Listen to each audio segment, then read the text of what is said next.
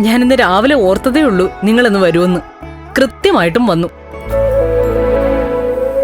അല്ല, അതെന്താ അങ്ങനെ ഓർക്കാൻ വല്ല കാരണമുണ്ടോ? അങ്ങനെയൊന്നുമില്ല. മക്കള് വരുമെന്ന് അമ്മമാർക്കൊരു തോന്നല് വരുമല്ലോ. ഓ, അങ്ങനെ. അല്ല, ഗിരീഷിന്റെ ബുള്ളറ്റ് എവിടെ? ബുള്ളറ്റ് തൽക്കാലം ഒതുക്കി വെച്ചു. ഇനിയുള്ള ഭാരം താങ്ങാനുള്ള കരുത്ത് അതിനില്ല. ആ, അത് നേരാ. എക്സർസൈസ് ചെയ്ത് തടി കുറയ്ക്കണം എന്ന് പറഞ്ഞാൽ കേൾക്കണ്ടേ?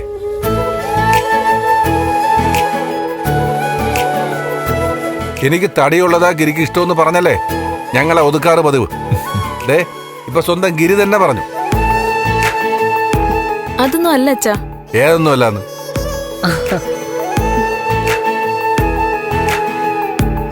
അല്ല, ഇതാരുടെ കാറാ? എന്റെ ഒരു ഫ്രണ്ടിന്റെയാ, സഹദേവ മാഷിന്റെ.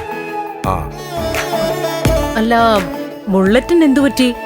ബുള്ളറ്റിലല്ലാതെ ഗിരീഷിനെ കണ്ടിട്ടില്ലല്ലോ. ബുള്ളറ്റിനൊന്നും പറ്റിയിട്ടൊന്നുമില്ല, അത് സുഖമായിട്ട് വീട്ടിലുണ്ട്. ഓ, ബുള്ളറ്റിന് പോയി വരുന്നതൊക്കെ ഇനി ഇച്ചിരി ബുദ്ധിമുട്ടാ.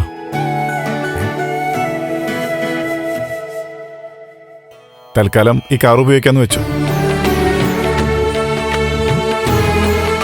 എന്താ ഗിരീഷേ, എന്തെങ്കിലും പ്രശ്നമുണ്ടോ? ആ, ചെറിയ പ്രശ്നങ്ങളൊക്കെ ഉണ്ട് സർ.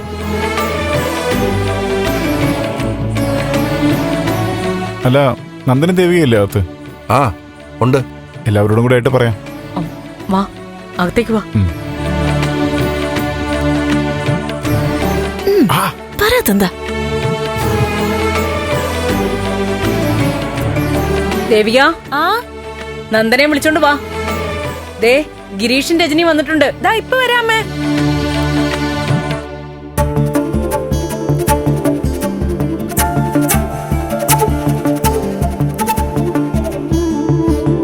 ആ, ഗിരീഷ് ഇരിക്ക്.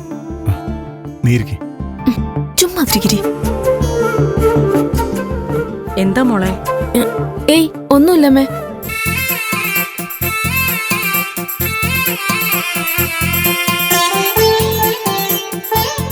എന്തോ ഒരു സസ്പെൻസ് ഉണ്ടല്ലോ.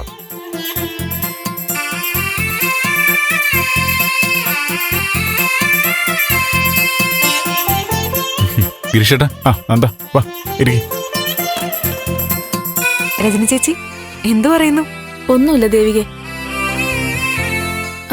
നിനക്കിന്ന് പ്രോഗ്രാം ഒന്നുമില്ലേ?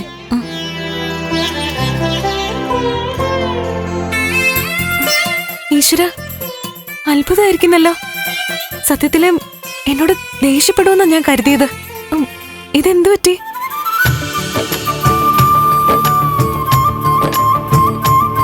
സാധാരണഗതിയില് എന്തു പറയുന്നു രജനി ചേച്ചി എന്ന് ചോദിച്ചാലേ മറുപടി മലയാളം, സംസ്കൃതമൊന്നും ഞാൻ പഠിച്ചിട്ടില്ല എന്നൊക്കെ ആയിരിക്കുമല്ലോ. അത് നേരാ. രചനയ്ക്ക് കാര്യമായ മാറ്റമുണ്ടല്ലോ.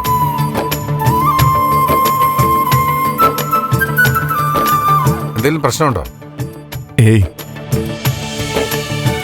മാറാത്ത ഏതു പെണ്ണും ഒരിക്കൽ മാറുമല്ലോ സർ.